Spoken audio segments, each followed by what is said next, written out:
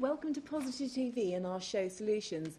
Wow, we've had such a busy week. We've been at the House of Commons with the amazing film festival Artivist, taking really impactful films to MPs to try and influence them to make changes in politics on very important issues like the climate, about animals, about humanitarians. Human rights, yeah, that was a really hard-hitting film, wasn't it? It was extraordinary, Yeah. so we really enjoyed being part of that. We also went down to Bewley to meet Lady Montague, who'd gathered people from Vision in Action, some amazing scientists, philosophers from all around the world, looking at this cosmic planet that we live in, and I felt there were some really positive solutions there. So There's the Green Awards too? The Green Awards, yes, the Green Awards, looking at the creative industry, and some great winners there, so check that report out in the next few weeks. Check out Positive TV, you'll be taking the awards next year.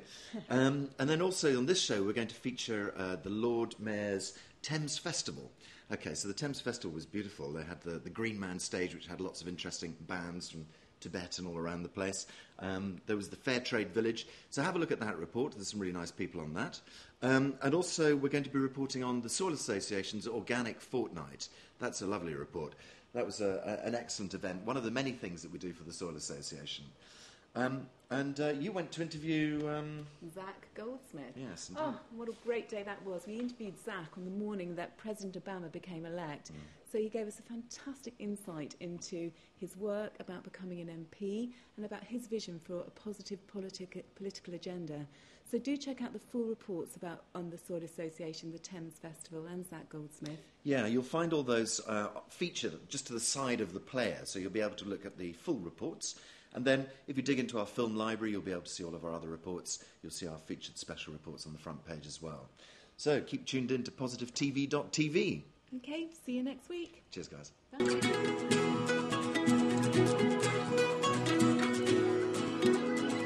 I'm Zach Goldsmith and I'm a big fan of Positive TV.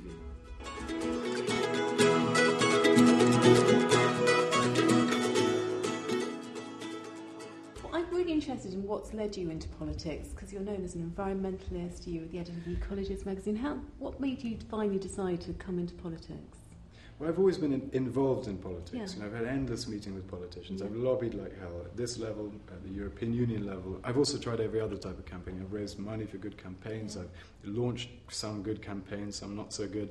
You know, I've been an environmental journalist. I've done all these different things. But the more I think about it, and the more I've confronted these issues, the more I realise that actually there's a hell of a lot that government can do.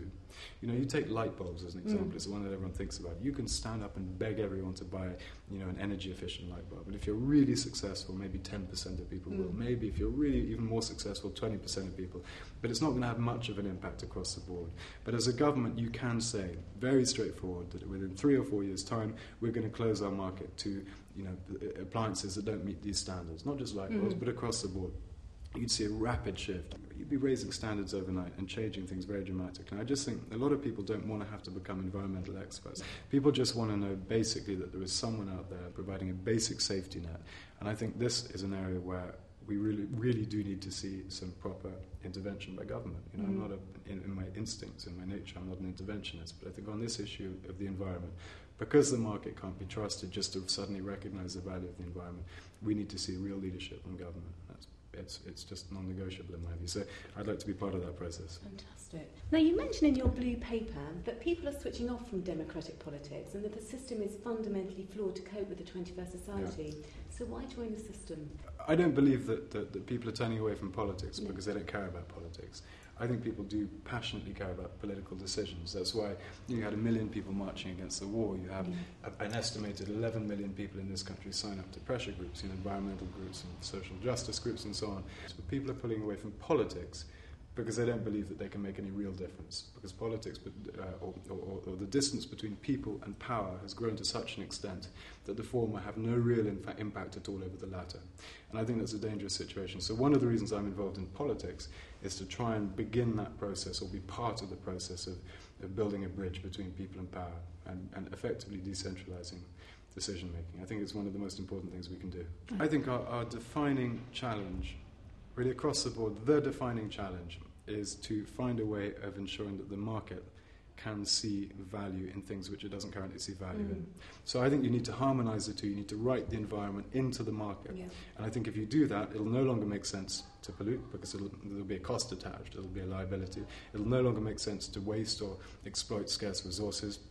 You'd start seeing a new business model develop, necessarily. Yeah. As far as I'm concerned, it is a crisis that 15 of the world's 17 fisheries have collapsed or are on the point of collapse. It's a crisis that, that every one of the world's breadbaskets is shrinking. And I think our challenge somehow is to try and make these environmental concerns more real, less abstract. Yeah. And perhaps that involves talking less about carbon and talking more about the real concerns that people can actually relate to.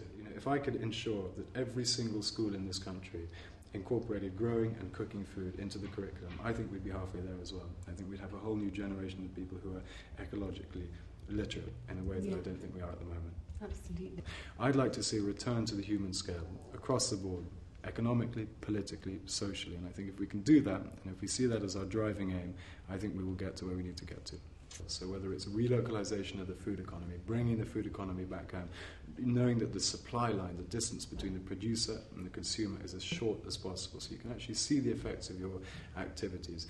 I think it's one of the most positive messages of all, that if you took best practice, I hate that term, but if you took best practice in every sector and you made it the norm tomorrow, we'd be halfway there already. And that, I think, suggests to people not only that it's possible, but it's not some futuristic thing we're talking about. Yeah. This is the here and now. We just simply need to apply a bit of common sense and a bit of courage. Yeah. Thank you very much.